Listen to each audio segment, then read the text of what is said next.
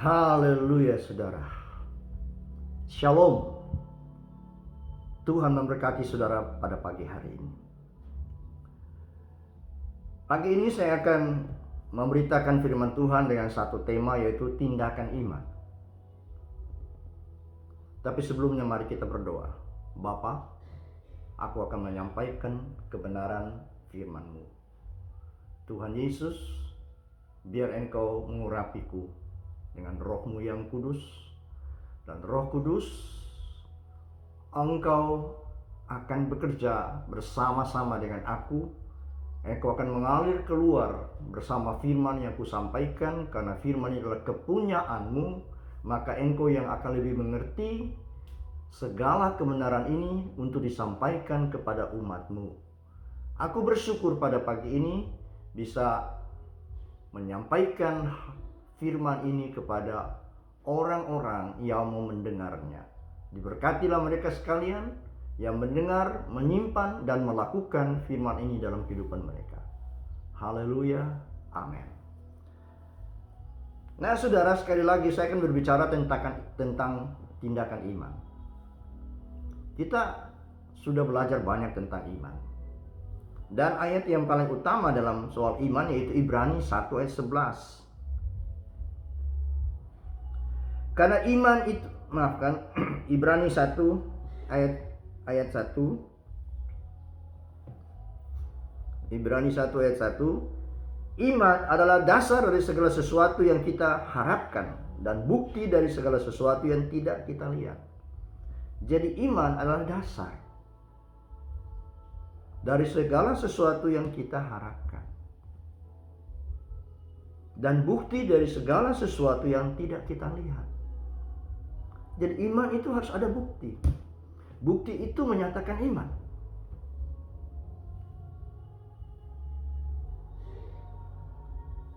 Kalau kita belajar firman Tuhan, itu ada beberapa tahapan sehingga ada iman dalam kehidupan kita. Alkitab berkata iman timbul dari pendengaran. Berarti kita harus siapkan telinga kita untuk mendengar. Dan pendengaran itu atas sabda Kristus, atau mendengar firman Tuhan, merenungkan firman Tuhan, menyimpan firman Tuhan dalam hati kita, maka timbullah iman di dalam kehidupan kita. Iman itu yang mengerjakan keselamatan bagi kita. Iman itu yang mengerjakan kesembuhan bagi kita. Iman itu yang mengerjakan mujizat bagi kita. Dan iman itu juga yang membuat kita hidup berkelimpahan di dalam Tuhan. Iman dan perbuatan dua hal yang tidak bisa dipisahkan.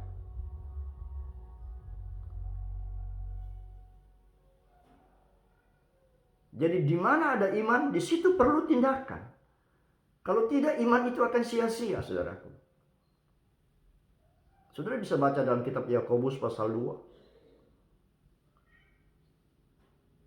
Ada orang berkata, padamu ada iman, padaku ada perbuatan. Tunjukkanlah imanmu, maka aku akan tunjukkan perbuatanku. Tetapi Yakobus berkata, aku akan tunjukkan kepadamu iman dari perbuatan-perbuatanku. Jadi, iman dan perbuatan dua hal yang tidak bisa dipisahkan. Justru perbuatan itu yang menunjukkan saudara memiliki iman dalam kehidupan saudara. Setiap orang yang menerima Yesus sebagai Tuhan Juru Selamat itu sudah ada iman di dalam kehidupannya. Saya ulangi, setiap orang yang mengaku Yesus telah dibangkitkan dari antara orang mati, dia diselamatkan. Orang yang percaya, maafkan saya ulangi ya. Dalam Roma berkata, orang yang mengaku Yesus dengan mulutnya dia diselamatkan. Orang yang mengaku Yesus telah dibangkitkan oleh Allah dan dari antara orang mati, dia dibenarkan. Dengan hati orang percaya dibenarkan, dengan mulut orang mengaku dan diselamatkan. Nah saudara, setiap orang yang percaya kepada Yesus, telah menerima Tuhan Yesus sebagai Tuhan dan Juru Selamat di dalam kehidupannya, Itu sudah ada iman dalam hidupnya. Tetapi yang menjadi masalah tidak adanya tindakan iman. Sebab setelah kita percaya pada Tuhan Yesus bukan berhenti di situ. Karena ada hal-hal tertentu yang telah dijanjikan Tuhan kepada kita. Itu harus kita terima dengan tindakan iman. Kalau kita membaca di dalam pasal yang sama, Ibrani 1 ayat yang ke-6 berkata, tetapi tanpa iman tidak mungkin orang berkenan kepada Allah, sebab barang siapa berpaling kepada Allah, ia harus percaya bahwa Allah ada dan bahwa Allah memberi upah kepada orang yang sungguh-sungguh mencari Dia. Ya, saudara lihat di sini. Tanpa iman tidak mungkin orang berkenan kepada Allah. Iman yang bagaimana? Iman yang tidak disertai tindakan. Iman itu bukan sekedar saudara mendengar firman Tuhan, bukan sekedar saudara membaca firman Tuhan, bukan sekedar saudara merenungkan firman Tuhan, tetapi saudara perlu suatu tindakan. Saudara mendengar tentang iman yang menyelamatkan. Saudara perlu tindakan. Saudara datang kepada Tuhan Yesus, mengaku dosa saudara, menyerahkan dosa saudara, dan menerima Dia sebagai Tuhan dan Juru Selamat, maka saudara selamat. Jadi itu iman perlu tindakan. Iman yang menghasilkan keselamatan. Iman menghasilkan kesembuhan. Iman menghasilkan mujizat. Iman menghasilkan hidup yang berkelimpahan di dalam Tuhan. Saudara sudah terlalu banyak belajar tentang iman. Sudah terlalu banyak membaca tentang iman. Tetapi yang masih kurang adalah tindakan iman itu sendiri. Saya memberikan contoh kepada saudara tentang tindakan iman, yaitu tentang wanita yang ke kubur Yesus di pagi hari waktu Yesus bangkit. Kita lihat di dalam Markus pasal 16. Markus 16 ayat 3 dan 4. Saya tidak baca seluruhnya. Ini kisah waktu hari pertama di minggu itu waktu Yesus mau bangkit. Murid-murid wanitanya atau wanita-wanita yang mengikuti Yesus itu mempunyai rencana untuk pergi ke kubur di pagi hari itu untuk membawa rempah-rempah memenyaki tubuh Yesus. Tapi ada satu masalah bagi mereka. Sebab mereka melihat Yesus dikuburkan di dalam kuburan Yusuf orang Arimatea. Setelah dimasukkan jenazah itu, pintunya ditutupi dengan batu yang sangat besar untuk menutupi pintu kubur itu. Ini persoalan bagi mereka. Siapakah yang akan dapat membuka pintu kubur itu bagi mereka? Kita baca ini. Mereka berkata seorang pada yang lain, siapa yang akan menggulingkan batu itu bagi kita dari pintu kubur? Siapa? Tetapi ketika mereka melihat dari dekat, tampaklah batu yang memang sangat besar itu sudah terguling. Jadi ada masalah di depan mereka. Ada batu besar yang menghalangi mereka untuk masuk ke kuburan itu. Tapi apakah mereka berhenti sampai pada pemikiran itu? Tidak. Mereka terus berjalan. Terus berjalan. Itulah yang saya maksudkan tindakan iman. Dan hasilnya mereka menemukan batu itu sudah terbuka. Pintu kubur itu sudah terbuka. Batu itu sudah tergolek, kata terjemahan lama. Sudah terguling, terjemahan baru. Itu yang saya katakan tindakan iman. Belajar ini, bertindak walaupun segala sesuatu rasanya tidak mungkin. Ada sesuatu yang besar menghalangi saudara. Tapi saudara berjalan berdasarkan iman saudara. Pada akhirnya saudara melihat apa yang saudara takutkan itu tidak pernah terjadi. Dan Yesus sudah membuka jalan bagi saudara. Mungkin pagi ini saudara takut menghadapi masalah ini, masalah itu dan sebagainya. Tapi jangan berhenti kepada kekuatan itu. Mulai saudara melangkah maju bersama-sama dengan firman Tuhan. Kembangkan imanmu dengan tindakan yang nyata. Maka akhirnya saudara akan melihat mujizat Tuhan terjadi dalam kehidupan saudara. Yang kedua, saya kasih contoh.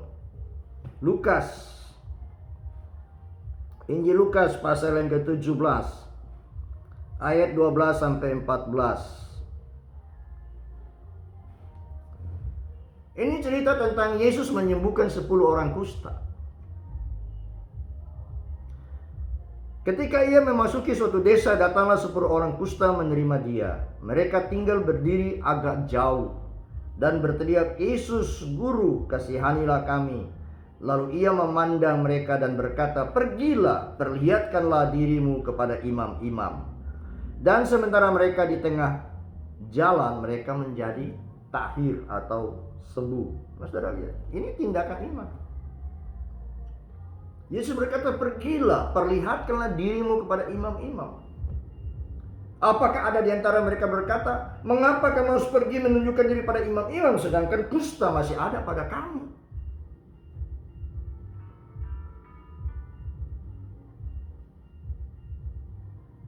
Sembuhkanlah dulu kami, baru kami pergi.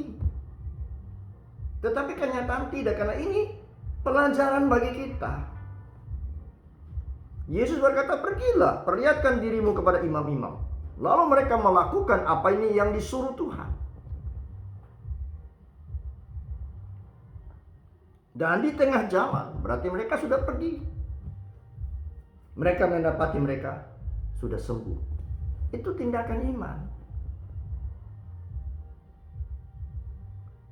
Kalau saudara mau disembuhkan, saudara tidak bisa bertahan. Waktu saudara sebagai seorang lumpuh didoakan, saudara punya tindakan iman. Oke, saya berdiri di dalam nama Tuhan Yesus. Tapi saudara berkata, "Aduh, aku sudah lumpuh sekian lama tahun. Aku sudah tidak bisa bergerak. Kakiku telah kecil dan sebagainya. Tapi saya katakan pagi ini, dalam nama Yesus, engkau pasti bisa berdiri kalau engkau memiliki tindakan iman." Karena bagi Tuhan tidak ada yang mustahil. Dan bagi manusia yang percaya juga tidak ada yang mustahil. Saya berdoa saudara mendengar firman Tuhan ini. Kalau keadaan saudara lagi sakit dan sebagainya, mulai bertindak berdasarkan firman Tuhan. Saudara yang stroke sebelah kiri atau kanan kaki, ataupun tangan ataupun lidah saudara, mulai bertindak, mulai mencoba mempergunakan tangan itu perlahan-lahan, dan saudara akan melihat, saudara mulai menggerakkan, kemauan untuk bergerak, kemauan bergerak. Nah, saudara akan melihat perlahan jari saudara mulai bergerak terus sampai akhirnya saudara pulih. Itu tindakan iman. Tapi kalau saudara tinggal berdiam, hanya memikirkan tentang firman Tuhan, hanya mendengar firman Tuhan dari YouTube, dari lain sebagainya, saudara membaca. Tapi kalau saudara tidak bertindak, sampai mati pun, maaf saya katakan, sampai mati pun saudara tidak akan melihat sesuatu yang indah daripada Tuhan dalam kehidupan saudara. Dan saya ingin katakan pada saudara, saudara diciptakan bukan untuk saudara sakit. Tubuh saudara bukan untuk menjadi sarang penyakit, tapi tubuh saudara adalah tempat kediaman daripada Roh Kudus. Jadi Allah menciptakan tubuh ini bukan untuk ditempati oleh penyakit, tapi Allah menciptakan tubuh kita untuk menjadi tempat kediaman daripada Roh Kudus. Renungkan ini dan mulai percaya dan mulai bertindak, maka saudara akan melihat mujizat Tuhan terjadi dalam kehidupan saudara. Wanita-wanita itu berjalan. Di tengah perjalanan mendekati kubur itu, mereka melihat batu sudah terguling. Orang kusta ini mendengar perintah Tuhan, langsung melakukan perjalanan. Di tengah jalan mereka sudah melihat maka bahwa mereka telah sembuh. Di tengah perjalanan saudara, berarti mereka telah melakukan tindakan iman tanpa memperdulikan keadaan tubuh mereka saat itu, ya masih ada kusta. Tapi tindakan iman itulah yang menghasilkan kesembuhan bagi mereka. Mari saudaraku, saya percaya dalam hidup saudara ada iman. Saya percaya, sangat percaya. Kalau saudara tidak ada iman, tidak mungkin saudara menerima Yesus sebagai Tuhan dan Juru Selamat. Sekarang tinggal saudara kembangkan iman dengan tindakan, dengan perbuatan yang nyata. Maka iman itu akan menghasilkan sesuatu yang saudara harapkan. Dan iman itu akan membuktikan sesuatu yang saudara tidak lihat. Iman itu akan bekerja, saudaraku. Yang ketiga, Lukas pasal 5 ayat 4 sampai 6. Lukas pasal 5 ayat 4 sampai 6.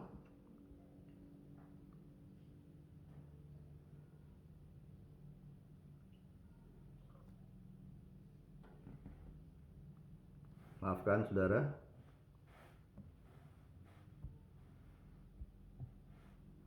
Lukas pasal 5 ayat 4 sampai 6.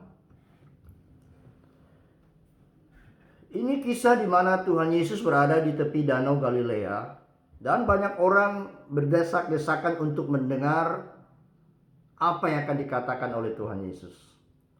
Lalu Tuhan Yesus melihat ada 2 buah perahu di tepi danau itu, di mana yang empunya perahu itu sementara membersihkan jalannya. Salah seorang bernama Simon. Dan Tuhan naik ke perahu Simon dan minta Simon bertolak ke lebih jauh sedikit dari darat, supaya orang tidak berdesak-desakan kepada dia. Lalu Yesus mulai berbicara tentang kerajaan sorga kepada mereka. Dan setelah dia selesai bicara, kita baca ayat ini. Setelah selesai berbicara, ia berkata kepada Simon, bertolaklah ke tempat yang dalam dan tebarkanlah jalamu untuk menangkap ikan. Bertolak ke tempat yang dalam. Saya tidak bicara bahas tentang tempat yang dalam dan sebagainya. Saya tidak berbicara tentang hal itu. Karena ini kalau saya berbicara panjang sekali. Kan ada beberapa hal yang sangat penting di dalam ayat-ayat ini. Ya, saya bicarakan hal itu tentang tindakan iman. Bertolaklah ke tempat yang dalam dan tebarkanlah jalamu untuk menangkap ikan. Jadi ada 2 yang disuruh Tuhan. Bertolak ke tempat yang dalam, tebarkanlah jalan. Ada 2 hal. Saya tidak bahas itu, saudara. Lalu kemudian Simon menjawab, Guru, telah sepanjang malam kami bekerja keras dan kami tidak menangkap apa-apa. Tetapi karena Engkau menyuruhnya, aku akan menebarkan jala juga.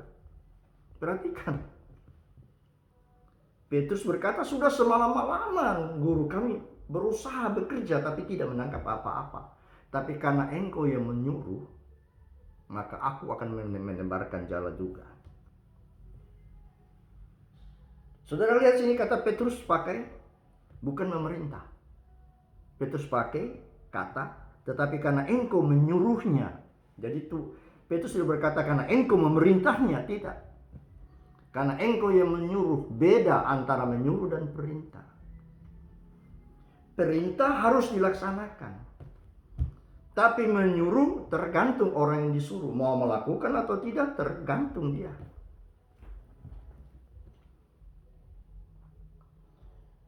Yesus menyuruh. Petrus berkata karena Engkau yang menyuruh. Ya, Petrus berkata karena Engkau yang berperintah, tapi Engkau yang menyuruh.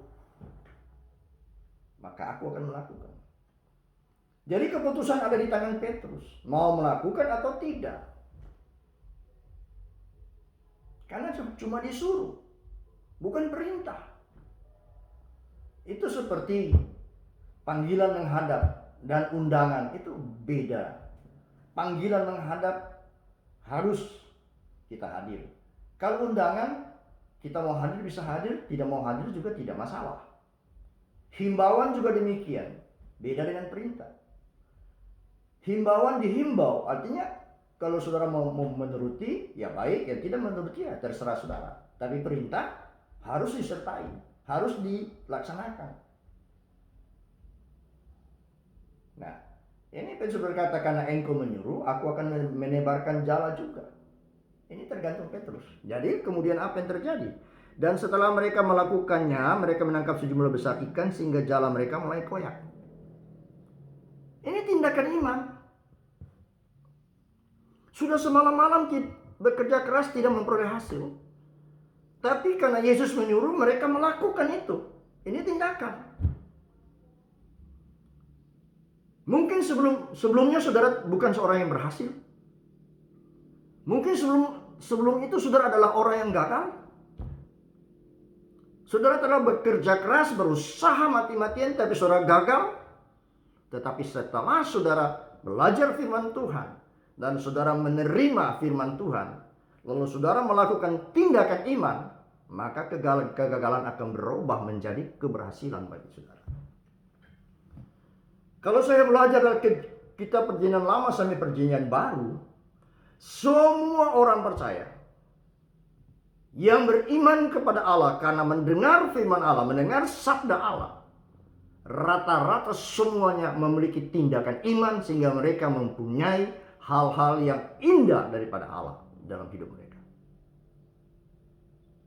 Abraham disuruh keluar dari tanah Haran, pergi ke satu negeri yang akan kutunjukkan kepadamu kelak. Abraham pergi, tindakan iman, tidak bertanya-tanya lebih lanjut kepada Tuhan.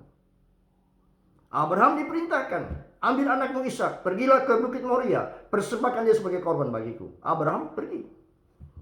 Abraham tidak berbantah dengan Allah.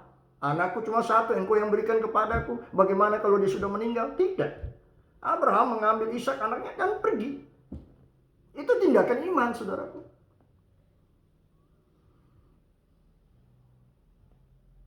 Daud menghadapi Goliat.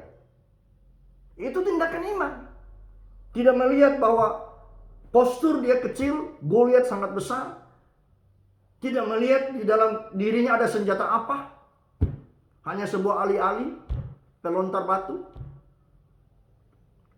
Tapi dia menghampiri Goliat dan mengalahkan Goliat. Karena dia percaya akan Allah. Itu iman.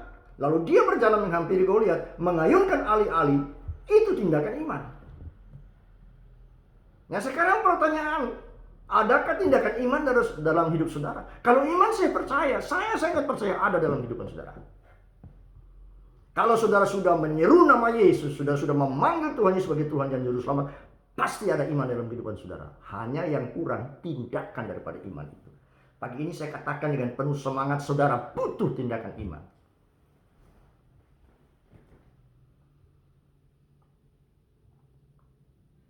Selanjutnya kita lihat, karena engkau yang menyuruh, kata Petrus, karena engkau yang menyuruh. Kalau Tuhan menyuruh, bertindaklah. Jangan melihat berapa modal saudara, berapa kecakapan saudara, tidak perlu. Saudara mulai bertindak berdasarkan apa yang Tuhan suruh saudara lakukan. Saya berdoa saudara bisa mengerti akan hal ini. Kemudian yang keempat, kita melihat dalam Yohanes pasal 2. Yohanes pasal 2 ayat 4 sampai 9. Ini kisah tentang Yesus hadir dalam perjamuan kawin di kota Kana. Ini mujizat yang pertama.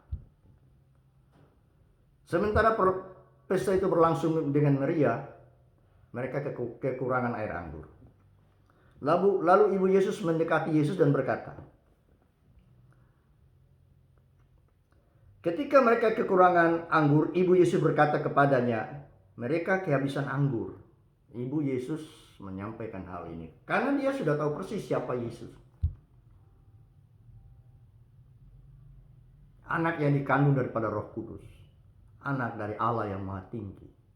Allah pencipta alam semesta ini, saudara. Itulah Allah kita.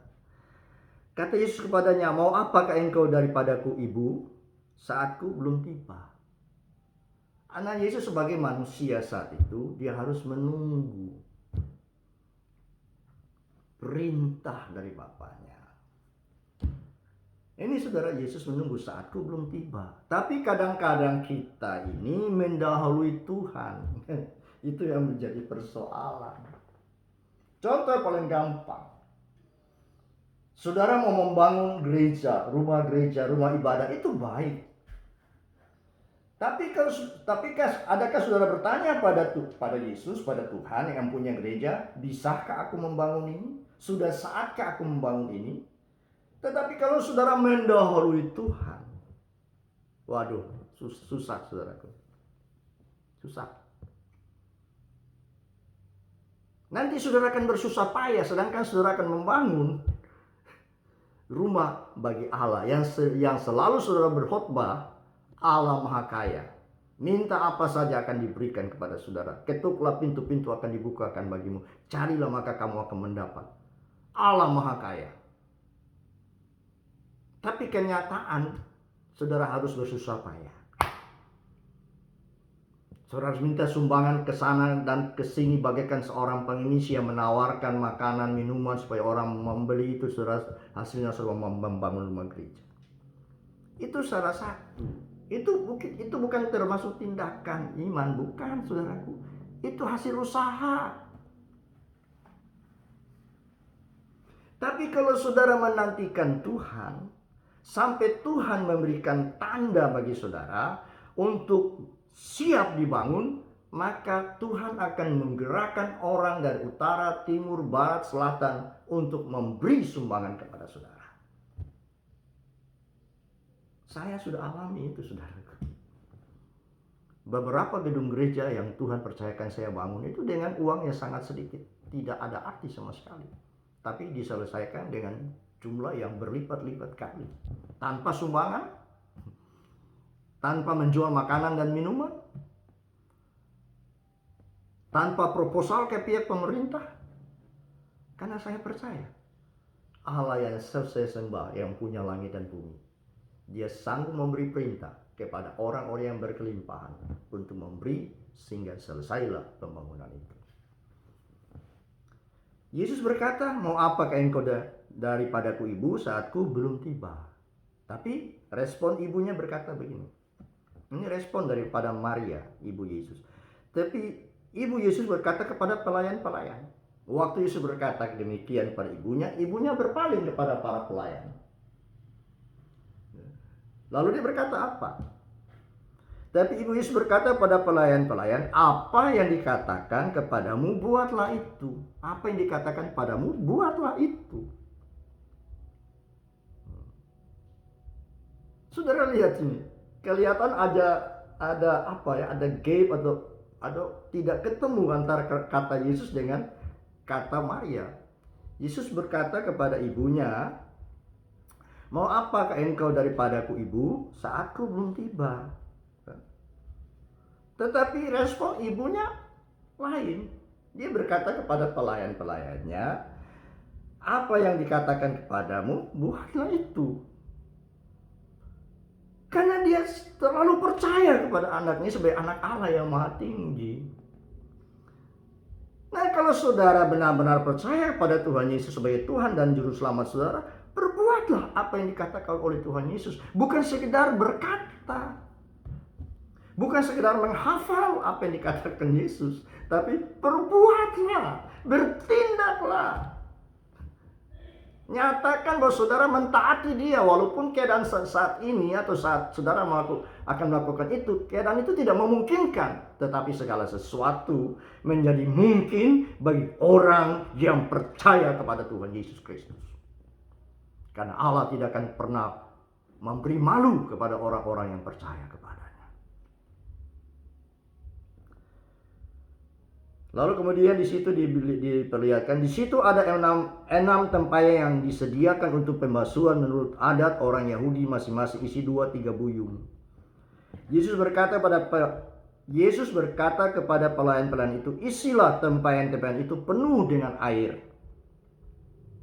Jadi karena mereka sudah mendengar apa dikatakan Maria kepada mereka, maka para pelayan ini menurut apa yang disuruh Tuhan diikuti. Yesus berkata pada pelayan-pelayan itu, isilah, berarti dia menyuruh. Dia tidak berkata isilah atau perintah, isilah itu aku akan merubah menjadi anggur. Tidak. Dia menyuruh, jadi tergantung kembali kepada para pelayan. Yesus menyuruh, isilah. Ingat, saya ingin katakan kepada saudara, walaupun Tuhan Yesus Maha Kuasa dan Dia menciptakan kita, tapi Dia tidak pernah memaksakan kehendaknya kepada kita. Saya ulang ini, saudara. Taruh dalam pikiran saudara. Sekalipun Yesus adalah Allah yang Maha Kuasa, tapi Dia tidak pernah memaksakan kehendaknya kepada kita. Karena waktu Dia menciptakan Adam dan Hawa, sekaligus Dia memberikan hak bebas yang sekarang dikenal hak asasi manusia. Itu hak asasi manusia, bukan buatan PBB. Itu sudah ditaruh oleh Allah di dalam Taman Eden. Dan waktu Hawa mengambil buah yang terlarang itu, Allah tahu. Tapi apakah Allah datang mencegah? Tidak.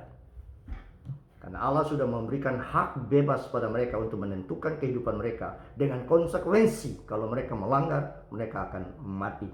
Putus hubungan dengan Allah. Jadi Allah tidak pernah memaksakan kehendak. Para pelayan ini bisa berkata, apa gunanya air? Apa sangkut pautnya air dengan anggur yang habis? Tidak ada relevansi antara air, tawar, dan anggur. Yang mereka kehabisan ini anggur, bukan air. Kalau airnya banyak. Mereka tidak berdebat dengan Tuhan Yesus karena mereka sudah mendengar Maria berkata, apa yang katakan, perbuatlah. Simple, sederhana. Apa yang dikatakan, perbuatlah. Tidak usah terlalu panjang-panjang, saudaraku, kita berpikir tentang firman Tuhan. Berbuatlah. Lalu apa yang terjadi? Lalu Yesus berkata kepada mereka, sekarang cedoklah dan bawalah kepada pemimpin pesta. Lalu mereka pun membawanya. Setelah pemimpin pesta itu mengecap air yang telah menjadi anggur, dan ia tidak tahu dari mana datangnya, tapi pelayan-pelayan yang mencedok air itu mengetahuinya. Ia memanggil mempelai laki-laki dan seterusnya. Pertama, tindakan iman. Mereka mengisi air biasa, air tawar, ke dalam tempayan. Mereka mengisi berdasarkan Tuhan yang suruh. Yang kedua, cedoklah. Ini kan logikanya mereka sendiri tahu ini yang mereka isi ini air. Yang kekurangan di dalam pesta sana anggur. Tapi sekarang Tuhan bilang, cedoklah, bawalah. Bawalah kepada pemimpin pesta supaya dia bisa merasakan. Ini satu hal yang memang luar biasa, saudaraku. Para pelayan ini bisa saja menjadi takut nanti dimarahi oleh pemimpin pesta itu. Nanti dia akan berkata, kita kan kekurangan anggur, kenapa kamu bawa air yang tawar ini? Tapi tidak demikian. Yesus menyuruh, mereka melakukan, mereka bertindak. Dan sementara dalam perjalanan, air berubah menjadi anggur. Waktu dicicipi oleh pemimpin pesta, air itu menjadi anggur. Itu tindakan iman, saudara. Sekali lagi saya berdoa supaya saudara mengerti. Mengapa selama ini saudara gagal, saudara tidak punya kemajuan, saudara tidak bisa meraih sesuatu dari janji Allah? Karena hal-hal seperti itulah. Tindakan iman tidak ada dalam kehidupan kita, saudara. Saya pribadi telah melakukan hal itu dan saya rindu saudara semua bisa berhasil dan sukses. Kemudian yang terakhir, yang kelima. Kita lihat dalam Kisah Para Rasul. Kisah Para Rasul pasal 2. Kalau tadi saudara, itu bersangkut paut dengan Tuhan Yesus dan sebagainya. Tapi kita sebagai manusia bisa bikin apa? Itu mungkin saudara berkata demikian di pagi hari ini saudara mendengar firman Tuhan. Tapi tunggu dulu saudara. Kita lihat dalam Kisah Para Rasul pasal 2 ayat 3 dan 7, 3 sampai 7. Ini tentang Yohanes dan Petrus yang menyembuhkan orang lumpuh di pintu indah, di pintu bait Allah, di gerbang indah, gerbang timur. Ini Petrus dan Yohanes, bukan Tuhan Yesus. Tuhan Yesus sudah naik ke surga. Tetapi dia ada dalam kehidupan Yohanes dan Petrus sebagai roh yang disebut Roh Kristus atau Roh Kudus. Karena pekerjaan ini mereka melakukan sesudah mereka diurapi oleh Roh Kudus pada hari Pentakosta. Ya kan? Jadi saudara, sekali lagi betapa pentingnya Roh Kudus. Sebab Roh Kudus adalah pengganti Tuhan Yesus. Jadi kehadiran Roh Kudus itu sama dengan kehadiran Tuhan Yesus. Walaupun mereka tidak bisa melihat wajah fisik dari Tuhan Yesus, tetapi Roh Kristus, karena Roh Kudus mempunyai nama lain yaitu Roh Allah, Roh Kristus, itu ada dalam hidup mereka. Karena Roh Kudus sudah mengambil tubuh Petrus dan Yohanes menjadi bait tempat kediamannya. Demikian pun dia mengambil tubuh saudara. Jika saudara membuka tubuh hati saudara, maka Roh Kudus menempati hidup saudara menjadikan bait. Dan kemana saudara pergi, dia menyertai dengan saudara. Dan segala kuasa yang ada dalam dia akan mengalir keluar dari kehidupan saudara. Percayakan hal itu saudara. Dan tampak kepada mereka, maafkan, Kisah Rasul pasal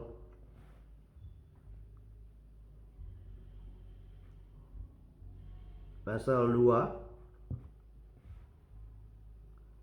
Ayat pertama, pada suatu hari menjelang waktu sembahyang, saya loncat ayat 3. Ketika orang itu melihat bahwa Petrus dan Yohanes hendak masuk ke bait Allah, ia meminta sedekah. Mereka menatap dia dan Petrus berkata, "Lihat kepada kami." Lalu orang itu menatap mereka dengan harapan akan mendapat sesuatu dari mereka. Tapi Petrus berkata, "Emas dan perak tidak ada padaku, tetapi apa yang kupunyai kuberikan kepadamu. Demi nama Yesus Kristus orang Nazaret itu, berjalanlah." Lalu ia memegang tangan kanan orang itu dan membantu dia berdiri. Seketika itu juga kuatlah kaki dan mata kaki orang itu. Nah, saudara lihat di sini. Ini bukan Tuhan Yesus. Tuhan Yesus sudah tidak ada lagi. Sekarang adalah Petrus dan Yohanes yang dipenuhi dengan Roh Kristus. Jadi setiap orang yang penuh dengan Roh Kudus itu pasti dapat melakukan mujizat-mujizat, tanda-tanda heran. Karena ini bukan kepada rasul-rasul diberikan, kepada setiap orang percaya. Yang menerima urapan pada hari Pentakosta bukan rasul-rasul saja. 120 orang di atas rumah loteng itu menerima. Dan kalau saudara baca Kisah Rasul, jemaat-jemaat yang percaya pada Tuhan Yesus yang tersebar juga memberitakan Injil sampai melakukan tanda-tanda heran, mengusir setan dan sebagainya. Kenapa? Karena ada Roh Kudus dalam kehidupan saudara, dalam kehidupan mereka. Makanya saya sangat menyesal dan sedih kalau saudara mengabaikan Roh Kudus dalam kehidupan saudara. Karena Roh Kudus itu membawa saudara menikmati kuasa Allah, mujizat Allah, dan keberhasilan di dalam kehidupan saudara. Setelah mereka, Petrus dan Yohanes, "Emas perak tidak ada padaku, tapi ada pada kami, kami akan berikan kepada engkau. Berdirilah dalam nama Yesus orang Nazaret." Lalu keduanya memegang tangan orang lumpuh itu, dan orang lumpuh itu berkata, "Wah Tuhan, jangan Tuhan, aku sudah dari sejak lahir lumpuh." Tapi waktu Petrus pegang tangan orang lumpuh dan menarik dia berdiri, orang lumpuh itu ikut berdiri. Lalu apa? Seketika itu juga kuatlah mata kakinya. Tapi kalau dia bertahan, dia berkata, "Aduh, tidak mungkin, sudah sejak lahir aku seperti ini. Sudah berpuluh tahun aku seperti ini." Tapi dia tidak membantah. Lalu ia memegang tangan kanan orang itu dan membantu dia berdiri. Seketika itu juga kuatlah kaki dan mata kaki orang itu. Jadi orang itu tidak bertahan diri, tapi dia mengikuti apa yang Petrus lakukan. Petrus menarik dia berdiri. Dia tidak melihat kakinya yang mungkin sudah kecil karena lumpuh sejak lahir. Dia tidak melihat keadaan fisiknya, tapi dia memandang kepada Petrus. Lalu dia berdiri. Dalam Petrus ada Roh Kudus. Jadi kalau saudara memiliki Roh Kudus, saudara mempunyai pandangan yang bisa mengarahkan orang kepada mujizat Tuhan. Terpuji Tuhan Yesus pada pagi ini.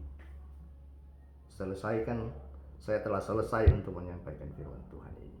Dan saya hanya berdoa supaya saudara bisa mengerti di bawah bimbingan Roh Kudus, supaya saudara tidak lagi berkata-kata dengan iman, menghafal tentang iman, tapi mulai bertindaklah.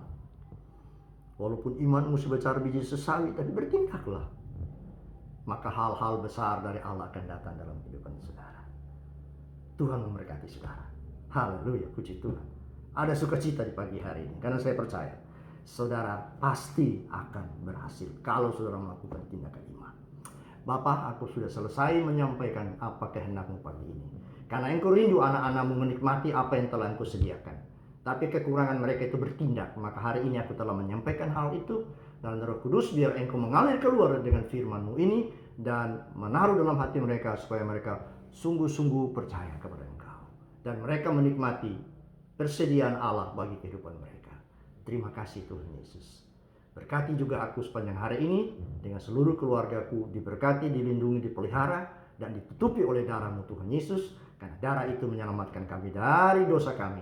Darah itu juga membungkusi kami daripada segala penggoda-penggoda di dunia ini. Dalam nama Yesus aku berdoa juga bagi orang sakit, Tuhan jamah. Tuhan sembuhkan. Yang tidak bisa tidur, Tuhan jamah. Yang tidak bisa tidur sepanjang malam, berhari-hari, berminggu-minggu, Tuhan jamah. Angkat pikiran, angkat kecemasannya. Tuhan ganti dengan ketenangan dan kedamaian. Yang lumpuh bertahun-tahun di tempat tidur mendengar firman Tuhan ini, biar dia mulai bertindak, mulai menggerakkan kaki atau tangannya, dan dia mulai menurunkan kaki dan tangannya, perlahan-lahan berjalan dari tempat tidurnya, dari kursi rodanya, karena kuasa Tuhan dinyatakan pada waktu ia bertindak. Terima kasih Tuhan Yesus, terpuji namamu. Saat ini Tuhan, aku berdoa bagi orang yang sakit jantung, yang saat ini sedang mengalami kesesakan napas di rumah sakit karena pembengkakan jantung. Saat ini aku berdoa bagi dia, seorang pria tua yang mengalami hal ini, sehingga dia harus memakai oksigen. Saya tidak tahu dia di mana, siapa dia, saya tidak tahu di mana dia berada, tapi Roh Allah mengatakan kepada saya, ada seorang pria yang sudah lanjut usia mengalami pembengkakan jantung, penyumbatan pada pembuluh darah jantung, sehingga dia harus memakai oksigen, alat bantu pernapasan. Tapi pagi ini saya berdoa, Tuhan Yesus, jamah jantungnya, sembuhkan saluran, bersihkan seluruh saluran jantungnya. Dan aku percaya kalau engkau sudah menaruh ini dalam pikiranku, maka orang itu pasti dan sudah disembuhkan oleh engkau Tuhan. Terima kasih Tuhan Yesus. Aku akan mendengar kesaksian dan komentar dari orang tersebut. Aku tidak tahu di mana dia, siapa dia, tapi Roh Allah yang menaruh dalam pikiranku, dalam hatiku. Aku berdoa bagi dia. Terpujilah Tuhan dari sekarang sampai selama-lamanya. Amin.